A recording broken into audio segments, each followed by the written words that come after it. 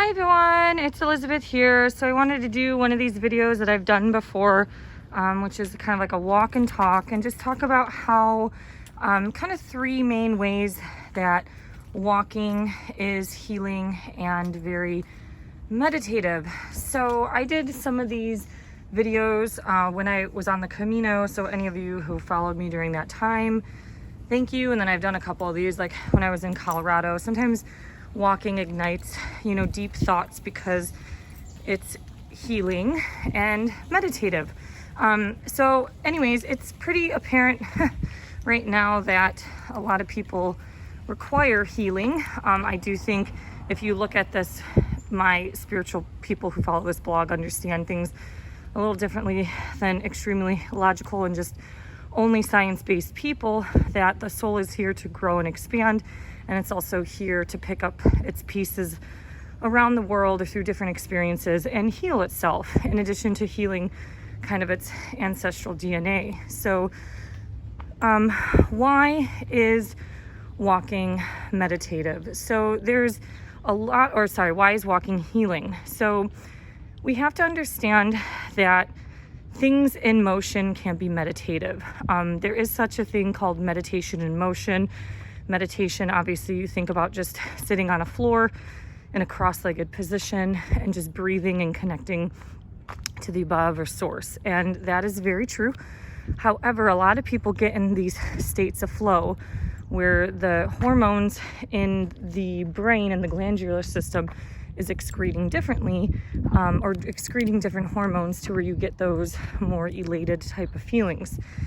Now, when you look at the human body, obviously you have this scientific, logical, kind of analytical part of the human body, right? You have your bicep, you have your feet, you have your shoulder, you have your lumbar spine that connects the pelvis to the thoracic part of the body. These things all make sense.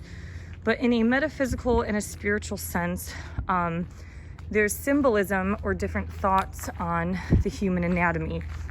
And so the feet is kind of like, they are your roots. These are your groundwork, the foundations of the body. So in exercise science, when we try to analyze and look at your pain or knee pain or shoulder pain, we look from the feet, we look from the ground up.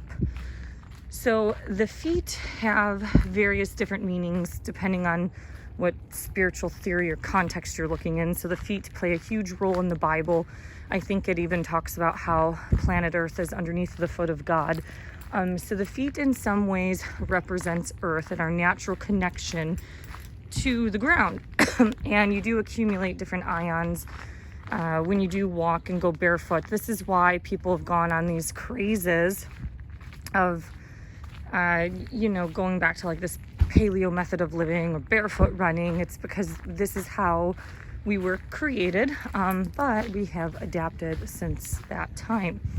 So I'm just gonna kind of cross the street here. It's one of my favorite little walks in Seattle. Anyways, so one way that walking is very healing is because there is that symbolism of constantly moving forward. And that was the powerful effect of the Camino, or basically when you take some form of a walk, you're constantly in motion of going in a forward direction without looking back. So in one way that has a lot of symbolism in the fact that you are letting go of the things in the past and you're moving and walking forward to things that hopefully better serve you or are just better or healthier for you, whatever. Walking has that ability to make a connection to constantly move forward in life, and just walk away from the things in your past. Obviously, your feet are pointed in a forward direction. Your feet aren't pointed toward, your spine and your glutes. That means, that would symbolize going backwards. So that's one reason why it's meditative or healing, excuse me. The second is because there is a physiological effect that happens through walking that is walking is a moderate form of exercise, and you are getting more oxygen and blood flow into the body. And when that happens, your body responds differently with not only the hormonal flows, but just with elevating mood, boosting, the serotonin and the feel-good hormones. So walking in itself is something that, if you have the ability, everybody can do. And when you get more oxygen flowing through your body, that is when things start to shift and change. Oxygen is healing. I've talked about it in other videos. And it allows the body to think about or just respond differently to things because you feel better. And when you feel better, you generally gravitate toward healthier things. Like you want to eat better. You just have a better outlook on life. Walking can help anxiety and depression because you're not going through some form of anxiety in your body. So the physiological response does have a lot of healing effects just because of the oxygen in the blood flow. Everything in life is in constant motion, and we generally don't feel good about ourselves when we're sedentary, lying on the couch, playing video games, and eating junk. All of that stuff is very interconnected. So walking is a healthy and an easy, kind of light impact form of exercise that gets things moving.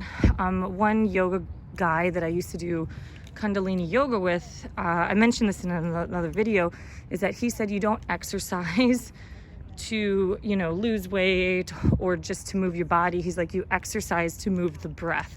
So when you shift your perspective on exercise for what it can actually do, it's really at the root of the cause is not for just the muscles. It's actually to move the blood and the oxygen through your body to make you feel better about yourself and about life. I think that walking is also very healing because you are in momentary states of flow that you connect to your spirit. Everybody connects differently to their spirit. Some people can connect, I'm sure, doing CrossFit or some shit like that. But in reality, with that state of flow and the hormonal flow that's going through your body, that meditation in motion is allowing yourself to move forward past the physical barriers. Depending on how long you walk and how far you walk, the mind and the body is always connected. It's connected through any form of exercise. But with walking, obviously you might feel that pain in your feet or in your knees.